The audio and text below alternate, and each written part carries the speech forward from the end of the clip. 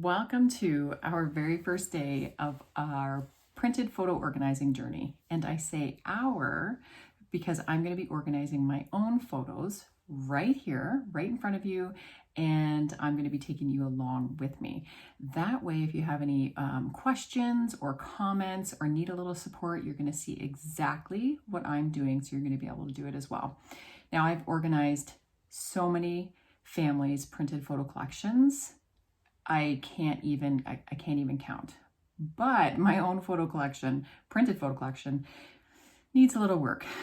Amanda and I started this business about 7 years ago, and we were so busy just, honing in on our skill and working with our amazing clients that our own photo collection sometimes go to the wayside. So my printed photo collection isn't the horrible, but it's not the best. So today is our very first day on this journey. So we are super proud that you're here with us.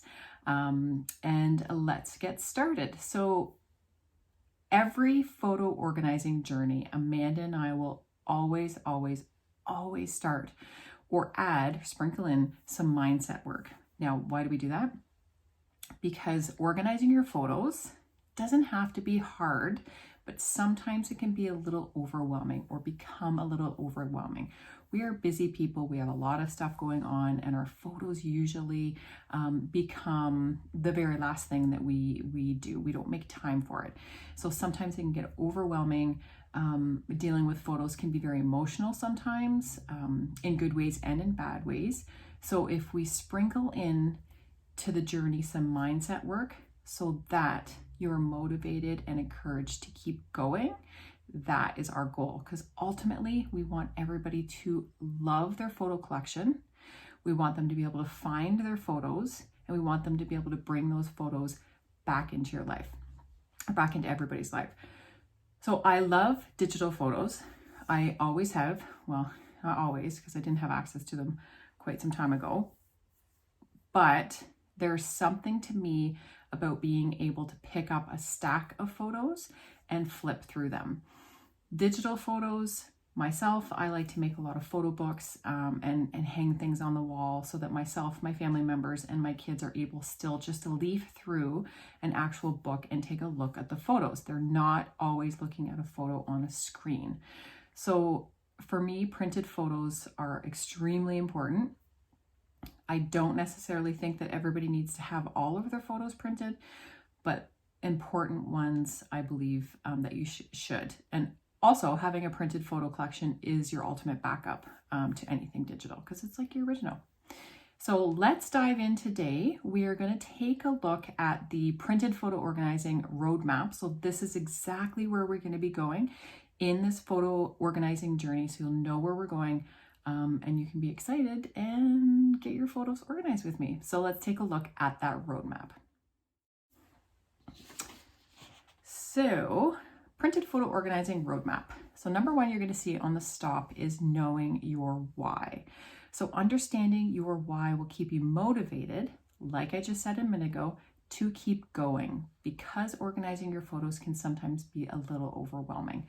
So this is where we are today. We're going to chat about your why and a little motivation. But let's keep going down the organizing roadmap. So number two is hunt and gather. So in this part of the roadmap, we are going to prepare a safe organizing zone for your printed photos while keeping a detailed inventory. So basically in this stop, it's kind of what it sounds like. It's a little hunting and gathering, but we're also going to sprinkle in some goal setting and some planning in there as well. Number three is should you keep it? So that means, should you keep the photo? We have seen and found over the years that a lot of people don't want to start organizing their printed photos because they're not 100% sure which photos they should be keeping. So we have a system that we can teach you that you will easily be able to take a look at a photo and know if you should keep it or not. We come from or just came out of a phase that people would get their photos printed, and it was so easy to get a second or duplicate copy of those photos. You could get them for 99 cents. So all of these photos then go into your photo collection. You don't need them. They're just a duplicate, which actually adds sometimes to the chaos, but no one ever wants to do anything with them because they paid for them. So we are going to teach you how to categorize, sort, view your printed photos, and you don't have to keep them all. We're going to suggest some things you can do with the duplicates. So it's one of my favorite parts in the roadmap. And then we're going to move on to stop number 4, which is let's get organizing. So we're going to teach you step-by-step, easy to follow organizing strategies. And because I'm going to be organizing my own printed photos right beside you, this is where I'm going to be doing it 100% right in front of your eyes. I'm going to videotape myself going through all of my photos, using the strategies and the categorizing system that we're going to be teaching you in stop number 3 on the roadmap right there. So if there's any questions whatsoever, we are doing it together. It's super exciting. Stop number 5 on the roadmap is safe photo storage. So we'll talk a little bit about how you can obviously keep your printed photos safe, and then provide some resources where you can get some amazing boxes and things like that for your printed photos. But also, how do you organize your photos and then put them in the boxes, or your organizing storage, whatever you get? How do you put them in there so that the organizing structure remains? So we're going to chat about that in this stop. And number 6 in the printed photo organizing roadmap is the fun stuff. So some people are not going to move on to step number 6. They are just going to be here to get their printed photos organized so that they're able to sit down and pick up a stack of photos and go through them and enjoy the photo and the memory. But others might want to move beyond that and get some of those printed photos digitized in order to be able to do something with them, like a photo book or a collage or framed print. This is the part of the roadmap where we're going to talk about that. Super exciting. It is a really fun part of the roadmap, and I kind of like this part too. Actually, I kind of like all the stops in the roadmap. All right, so back to today. We are going to talk about photo motivation and knowing your why. And what do I mean by that? So knowing your why, you need to know why you're doing something. And this is not just, why are you doing something? Oh, because I want to. It is getting to the root of why you're doing something so that when things get overwhelming, you understand where you're going and it gives you a little bit of a oomph to sort of keep going. So if you've worked with Amanda and I before or done any of our courses before, you might have done these 2 exercises. If you haven't, I highly encourage you to do them. If you have, do them again. You never know, things might change. So number 1 is a photo motivation. So let's take a look to see what that looks like. So in this PDF, you can just take a look at it digitally on your computer or your iPhone if you'd like, and just use a piece of paper, or you can print it out and answer the questions right on the sheet. It's completely up to you.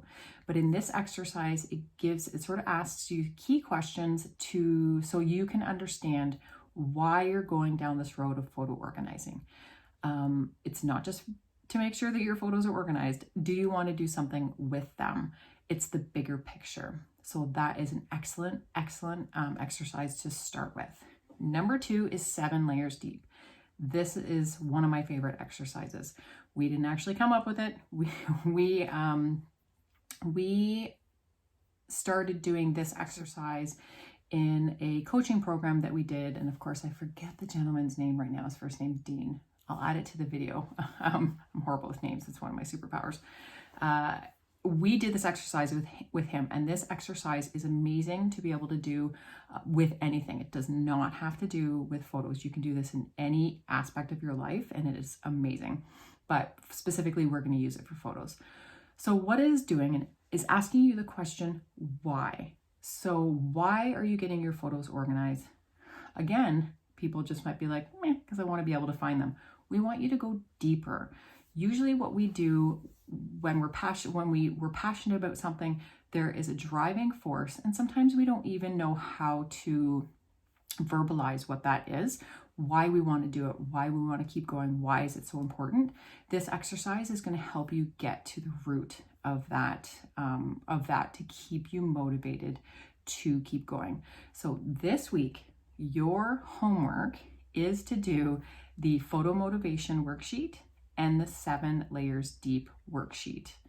And then next week, we are going to hunt and gather. So if you want to move forward, you can start to think about where some of your printed photos are. Are they in the basement? Are they in the attic? Are they with family? Are they with friends? Are they in boxes hidden underneath your bed? But next time we are going to come together and we are going to hunt and gather and talk about a safe space to be able to organize your photos and tell you exactly what you need for that. Now, what was I going to say to you? I remember, went back to my train of thought. What I would like you to do is grab yourself a notebook. It could be anything from the dollar store. It could be just a bunch of piece of paper stapled together. Whatever you have, you don't have to go out and get something expensive. I just want you to have something in place that you can write notes, you can write thoughts, you can put everything you need to do, you can have it in one spot. We call it a photo journal. That way, if you're working through some organizing and you think to yourself, oh, I got to remember to get pictures from Aunt Sarah, or I'm going to send these pictures to Uncle Bob, you're going to put it in this photo journal. So that way you don't have stickies everywhere. You don't have a bunch of pieces of paper everywhere. You have one spot where you're gathering all of the information that you need. So homework, photo motivation, 7 layers deep, and get yourself a photo journal. Something super, super easy is completely fine. And if you have sticky notes and that's all you have, perfect. Just don't rip them apart. Make sure they all stay together so that you have your photo journal all in one place. And I will see you in the next stop in our roadmap, which is to hunt and gather all of your photos.